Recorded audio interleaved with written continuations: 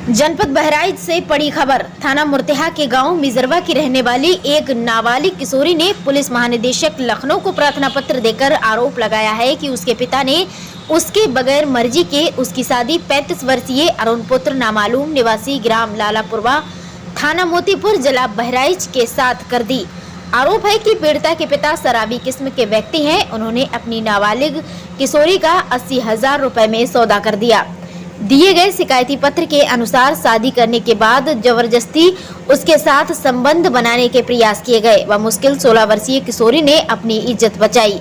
जब प्रार्थनी ने अवैध तरीके से किए गए रिश्ते को ठुकरा दिया तब प्रार्थनी के पिता ने बौखलाकर थाने में प्रार्थनी के अपहरण की शिकायत दर्ज करा दी।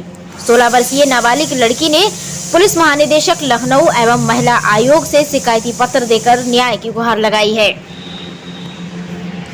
थाना जिला कौन सा लगता है? क्या हुआ, कैसे लखनऊ आई, क्या कारण है लखनऊ आने का?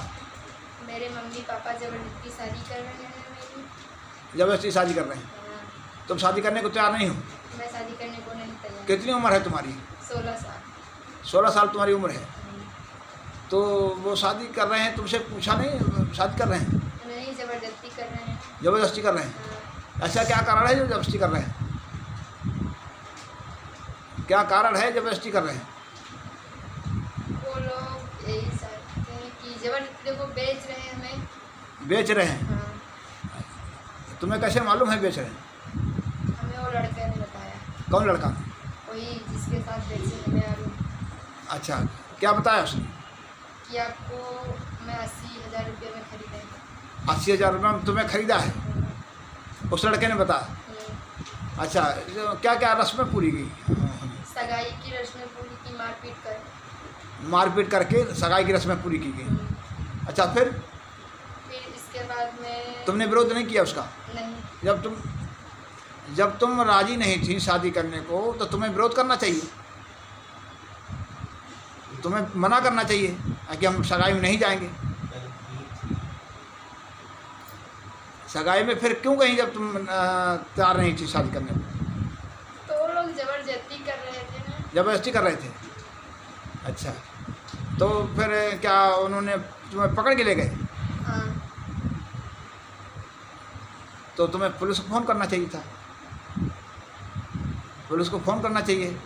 फ़ोन था तुम्हारे पास? नहीं था। फ़ोन था ही नहीं तुम्हारे पास? अच्छा, फिर इसके बाद में मार फिर गला दबा दिए।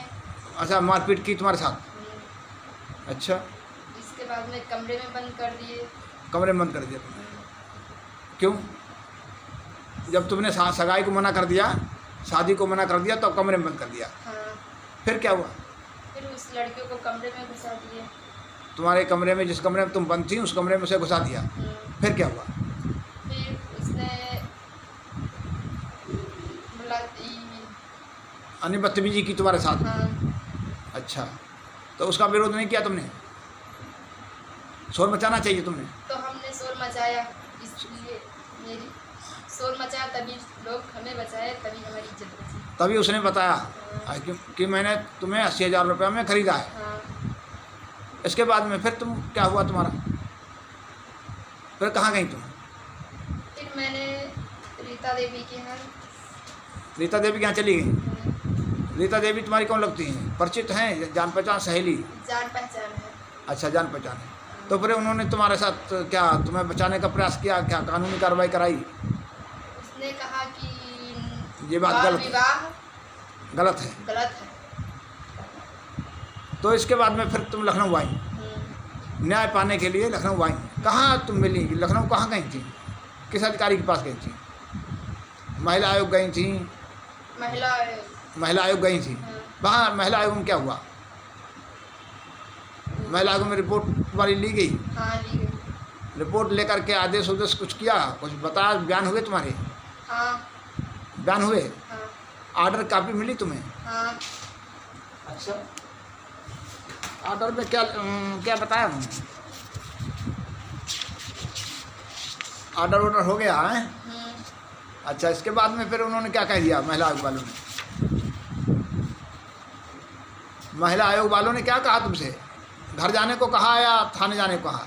घर जाने को। घर जाने को कहाँ जाओगी अब तुम? कहाँ पे यानी वो तो घर में तो तुम्हारे मायके वाले रखेंगे नहीं तुम्हारे माँ बाप, फिर? मैं रीता देवी के यहाँ रहूँगी। अच्छा एक बात बताओ, ये बताया जाता है कि तुम वहाँ से चली आई तो तुमने जहाँ रुकी हो रीता देवी के यहाँ, तो रीता देवी के परिवार वालों के और रीता देवी के खिलाफ कार्रवाई की है तुम्हारे माँ बाप ने? हाँ, तो ये क्या उन्होंने उनके खिलाफ क्यों कार्रवाई की? क्योंकि वो उनके घर हम रह रहे हैं। अच्छा, उन्होंने बचाया तुम्हें, हाँ, तो तुम्हें शरणदाता वो तुम्हारी है, तुम्हारी रक्षा की, तो रक्षा करने वाले भी तुम्हारे साथ फंसेंगे, हाँ। तो फिर कहाँ जाओगी?